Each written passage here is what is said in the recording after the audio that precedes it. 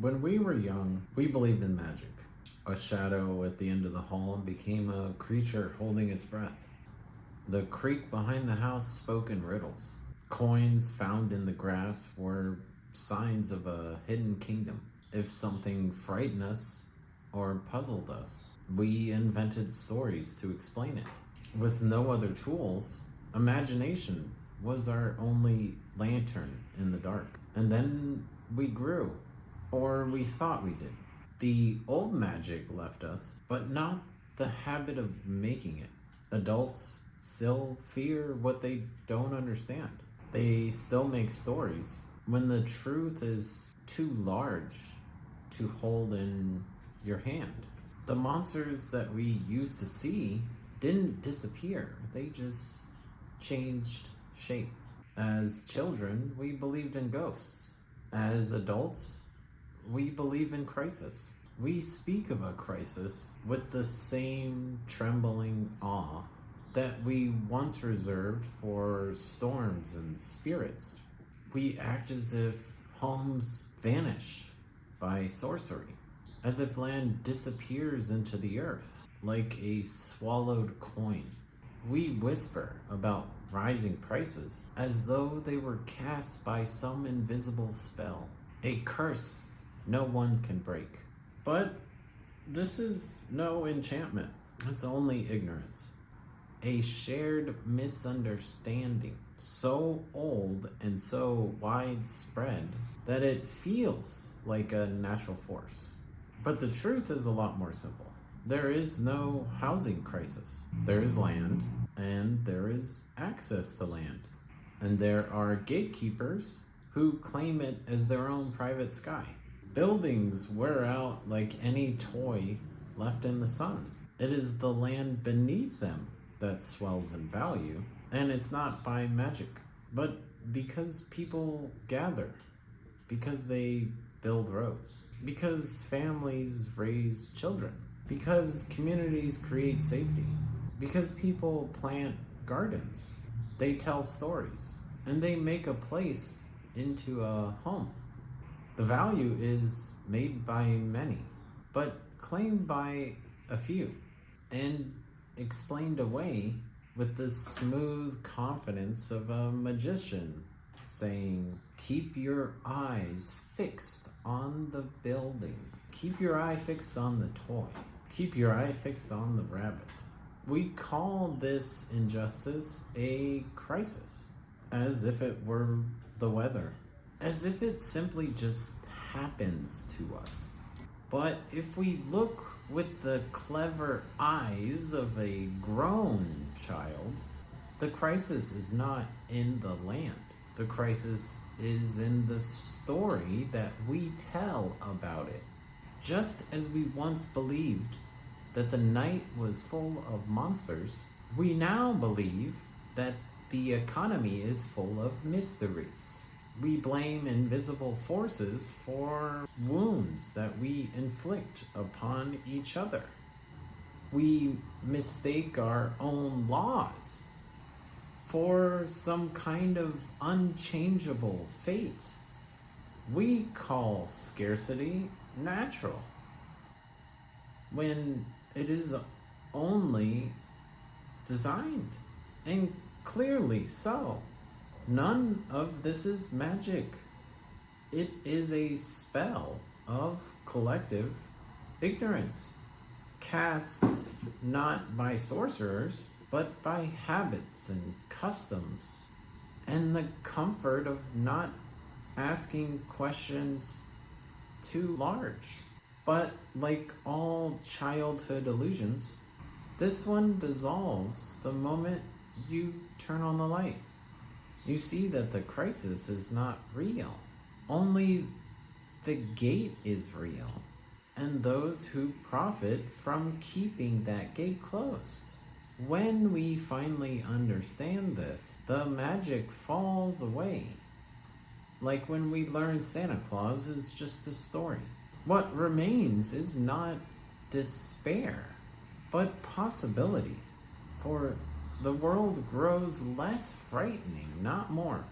When we admit that the monster under the bed was only a shadow, and the housing crisis was only a story we were talked into believing. And once the story is seen for what it is, we are free to write a better one. Once we stop believing in magic, the world doesn't suddenly shimmer with perfection, but it will become honest. And honesty is its own kind of light. Imagine a time ahead of us, not so far, when people look at the land the same way we look at air or sunlight, as something that belongs to everyone who breathe and walk beneath it, not as a prize, not as an investment vehicle, not as a private sky someone can buy and bottle. When the spell breaks, collectively, there will be a quiet moment of recognition, a collective drawing of breath. Oh, it was never the house that grew in value. It was us. It was always us. And once we know that, truly know it, our choices will begin to change. Land will no longer be treated like buried treasure, hoarded by those who had the luck to claim it first and pass it down for generations. Instead, the ground beneath our feet will become a shared foundation, a place where people fully benefit from the contributions that they make to the community that they live in. Communities will rise around the truth that value is not conjured by the people who hold it, but by the people who create it, woven day by day by the ordinary work of living together. The price of a home will reflect the wood, the stone, the labor, not the illusion that dirt can appreciate like a painting. A house will be valued for what it is: shelter, warmth, a place for dreams to become memory. People will no longer fear being priced out of the places that they helped build. The idea itself will feel strange, like an old superstition. Do you remember, they will say, when we believed that communities could become too valuable for their own people to live in? What a peculiar enchantment that was. Once the fog clears, the endless chase for rising prices will fade. The pressure to speculate will lose its grip. Land will cease to be a battleground for profit and become a canvas for living. Neighborhoods will grow inward instead of upward, not in height, but in depth. People will know their neighbors again. Public spaces will be tended like gardens, not guarded like vaults. Schools will feel stable because the ground under them is stable. Businesses will start with courage because they do not fear sudden eviction by invisible market storms. Families will breathe easier because home will mean home, not investment strategy. And as this new way of living settles in, the old story will slowly start to sound ridiculous. We will wonder how we ever mistook human-made scarcity for fate.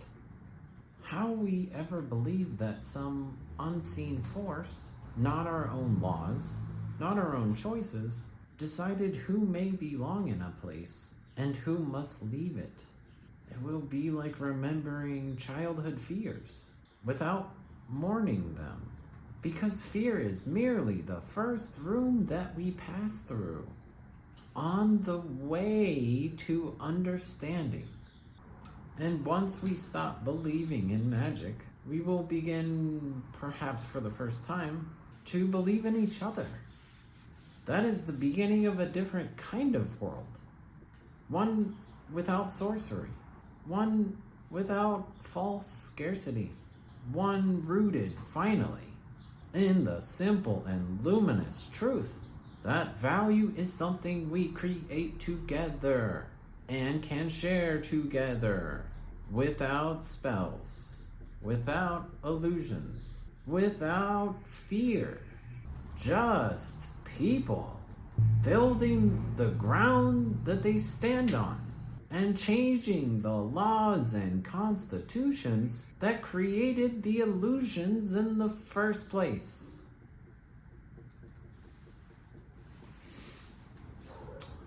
All right. Thanks for watching my video. See you tomorrow. Peace.